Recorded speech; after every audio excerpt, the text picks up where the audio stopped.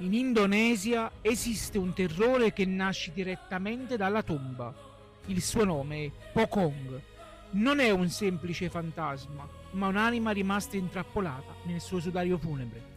Questa creatura bussa sorda alla porta dei vivi. Non lo fa per ferire, ma per implorare. Avvolto strettamente nel Kai Kafan, il Pacong non può usare le mani e quindi colpisce il legno con la testa e con il corpo, perché ha un disperato bisogno che qualcuno sciolga i suoi nodi.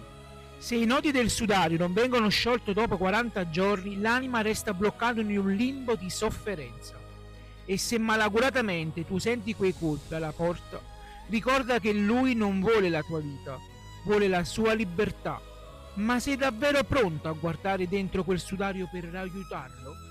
Se ti è piaciuta la storia metti mi piace, come dico sempre, guardati le spalle.